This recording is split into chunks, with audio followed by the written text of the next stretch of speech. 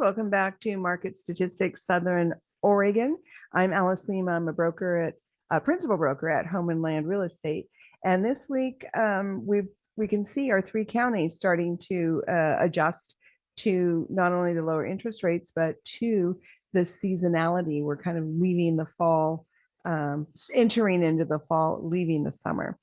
So let's start with Jackson County. Prices are up in Jackson County year over year, 18%. The average residential home was selling this week for $592,648. The number of sold year over year were down 2%. There were only 39 closings sold in Jackson County residential this week. Number of listings year over year were up 4%. 939 active listings in Jackson County's residential market this week. We had two foreclosures in Jackson County, both in Central Point, one for $189,000 and one for $300,000. There were no short sales in Jackson County closing this week, but we had $6 million sales just in Jackson County this week. 3 of them in Ashland, 2 of them in East Medford, and 1 in Southwest Medford. So we rarely see that many $1 million closings in one county in 1 week, but there you go. Josephine County prices year over year were down 8% this week. The average residential property in Josephine County now costing $461,370. The number of solds year over year in Josephine County were neutral. 23 closings in Josephine County residential this week. Number of listings year over year in Josephine County were up 15%. There are now 488 active listings in Josephine County residential market this week. We had 0 foreclosures closed in Josephine County, 0 short sales closed, and $1 million property in Grants Pass proper for $1.6 million. Klamath County prices year over year were up a whopping 55%.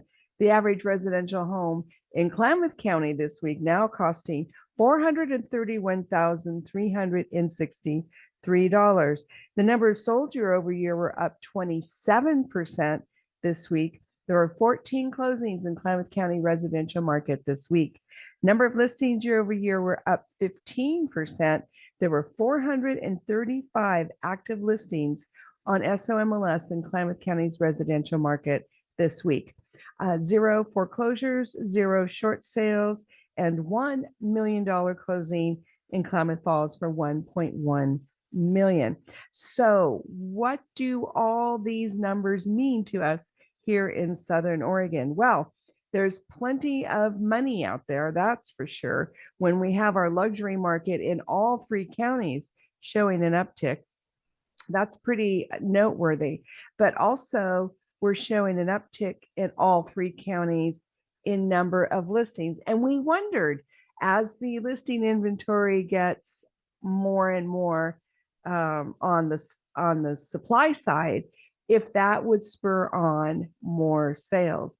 So it looks like that's happening, at least in the luxury market for sure. Now, one question I know everybody's going to ask: if prices are up in all these counties, why is my house not selling, or why is my house not selling for as much? Well, you have to remember that these are averages, and we track them a few times a month, but they are averages and they're based on year to date. So we're going back and comparing what sold and closed and what the inventory was a year ago this week. So keep that in mind. Also want to be having conversations with all of you about what you want to do with your real estate life next. I want you to give me a call, give me a text, 541-301-7980. That's 541-301-7980. I'm a great buyer's agent, great listing agent, great with investors, have a property management company, Home Nest Property Management. So really active in that. I'm a landlord myself. But also just do a lot on the education side. So do give me a call, give me a text. Also like and subscribe to these channels. We have these market stats videos. We have the regular podcast. This week, we're going to be talking about how cautiously hopeful things have become recently. And then also the Landlord podcast for home nest property management. So give us a like, share with your friends. We're happy to talk to anybody if they have questions. All right. Have a great Southern Oregon weekend. We'll see you next time. Bye, folks.